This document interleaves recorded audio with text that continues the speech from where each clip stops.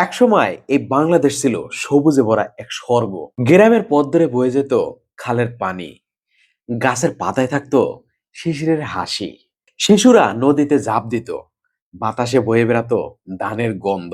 সেই সময় মানুষ প্রকৃতির সঙ্গে বাঁচতে জানতো। এখন সময় বদলে গেছে। ঢাকা, নারায়ণগঞ্জ, গাজীপুর সব জায়গায় বাতাস ভারী, গরম বেড়েছে আগের চেয়ে দ্বিগুণ। নদী শুকিয়ে যাচ্ছে, মাটিতে লবণ উঠছে, গাছ কাটছে মানুষ নিজের স্বার্থে। প্রতিদিন শহরে জমছে ধুলো, দূষণ আর প্লাস্টিকের পাহাড়। আমরা উন্নতির পিছনে দৌড়াচ্ছি, কিন্তু ভুলে যাচ্ছি প্রকৃতি ছাড়া উন্নত এক মৃতদেহের মতো। যদি এমনই চলে, আগামী 20 বছরে উপকূলের অনেক গ্রাম হারিয়ে যাবে সমুদ্রে। তাপমাত্রা এতটাই বাড়বে যে গরমে মানুষ কাজ করতে পারবে না, ফসল কমে যাবে আর নদী হারাবে তার গান। কিন্তু এখনো সময় আছে।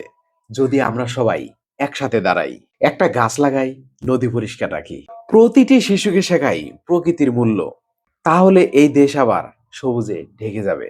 বাংলাদেশ এখনো বেঁচে আছে, শুধু অপেক্ষায় আছে আমাদের ভালোবাসার।